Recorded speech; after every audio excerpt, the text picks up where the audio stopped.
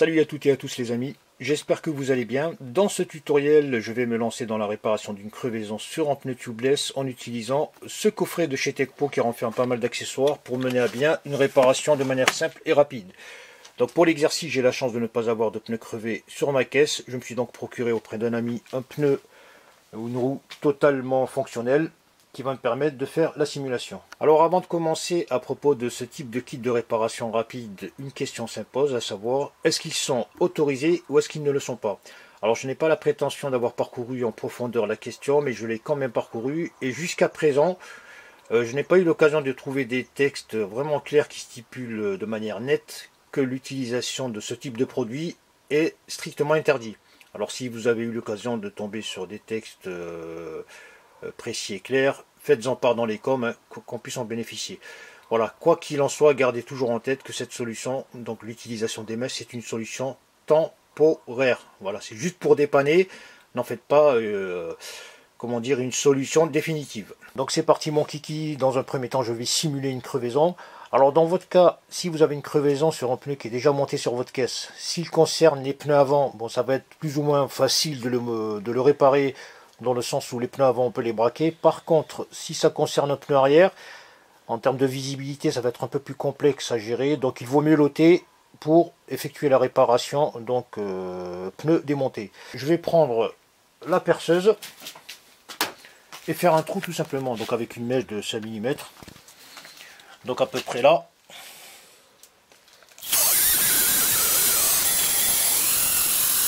Le trou étant percé, je vais incruster une vis d'environ 35 mm.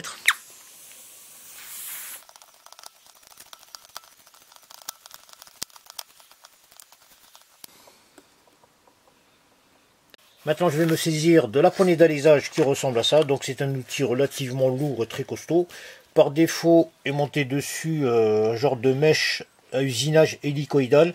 Alors il faut savoir que dans ce coffret il y a également une seconde mèche de remplacement qui a plutôt la forme d'une râpe. Alors dans les deux cas, à quoi ça sert? Ça sert tout simplement à élargir le trou et à le préparer de manière à accueillir par la suite les mèches confortablement.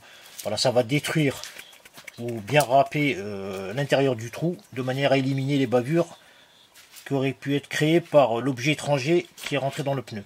Quand vous extrayez un corps étranger, faites très gaffe par rapport à la pression, donc protégez-vous, surtout le visage. Il se peut que à tout moment il saute. Donc dans mon cas, j'ai la vis, mais faites toujours gaffe de ne pas le recevoir en pleine gueule.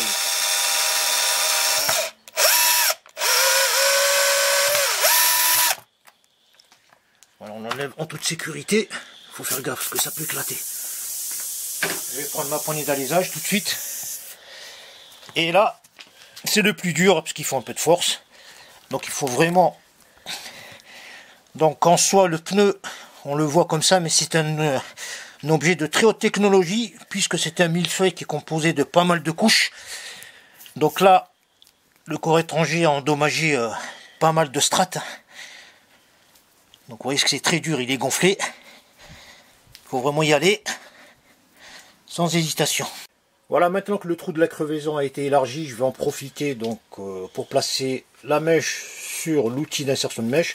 Donc les mèches, ce sont tout simplement ça. Alors je vais la découper dans un premier temps et vous la montrer par la suite.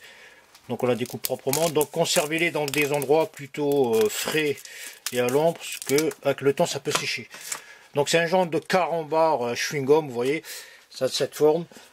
Donc c'est du caoutchouc. Et sous l'effet de la chaleur après, quand il va rentrer, il va bien se dilater et remplir l'espace dans lequel on l'a mis.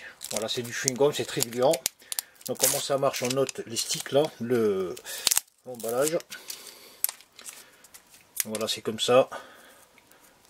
C'est un genre de carambar qui a mal tourné, tout simplement. Je vais prendre la poignée d'insertion, donc dotée d'une mèche avec cette tête d'aiguille qui vous est familière. Donc pour bien comprendre ce qui va se passer, donc vous voyez bien l'extrémité de la tête d'aiguille, elle n'est pas fermée, elle n'est pas soudée. Donc ici, si je desserre un petit peu comme ça, vous allez voir, vous allez remarquer, c'est pas totalement fermé, vous voyez.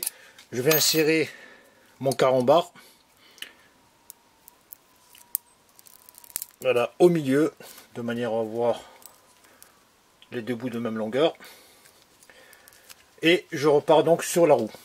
Maintenant, je vais utiliser la graisse lubrifiante qui est fournie dans cette petite boîte pour lubrifier la tête de mon poignet d'alésage.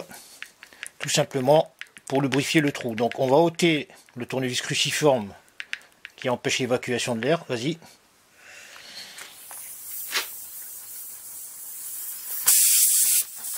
Voilà, on fait comme ça. Bien lubrifier. J'applique également de la graisse sur la tête d'aiguille, de cette manière, pour permettre un glissement rapide de la mèche. J'ôte mon poignet d'alésage, et donc là je vais pousser de cette manière. Donc là à ce niveau il faut vraiment avoir de l'outillage de qualité, c'est-à-dire très costaud, parce que s'il n'est pas costaud vous risquez de vous blesser. Alors concernant la mèche, il ne faut surtout pas l'enfoncer totalement, il faut laisser entre 20 et 25 mm. Donc le surplus sera par la suite découpé. Voilà, une fois que c'est fait, je vais faire un petit quart de tour comme ça, tout simplement. Et à l'aide de cet accessoire, je vais tout simplement retirer. Donc ça nécessite un peu de force. Voilà, tout simplement. Ensuite, à l'aide du cutter, je vais venir découper la partie dépassante de la mèche, bien à ras. Donc vous pouvez utiliser un couteau, un ciseau bien tranchant, etc. Il n'y a pas de problème. Donc ça se coupe très facilement. De cette manière. Voilà, ça ressemble à ça en résultat final.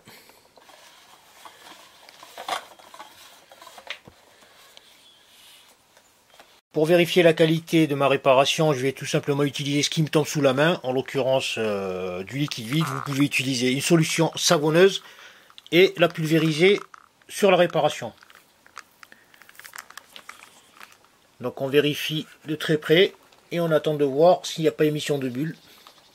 Donc à ce stade, comme vous pouvez le remarquer, c'est bien scellé, c'est bien donc réparé. Et pour terminer, une fois la réparation effectuée, il ne vous reste plus qu'à gonfler votre pneu. Alors plusieurs solutions s'offrent à vous. Dans mon cas, pour l'exercice, j'utilise une pompe à vélo. Donc elle est efficace, par contre il faut vraiment pousser. Donc si vous n'avez pas de pompe, essayez de vous procurer un compresseur ou aller chez quelqu'un qui en a un, ou tout simplement de vous rapprocher d'une station-service. Voilà, ce tutoriel est terminé, j'espère qu'il vous a plu. Au passage, hein, n'oubliez pas que c'est encore gratuit, lâchez un petit like pour la forme et abonnez-vous pour l'encouragement. Je vous souhaite une bonne journée, je vous dis à très bientôt les amis.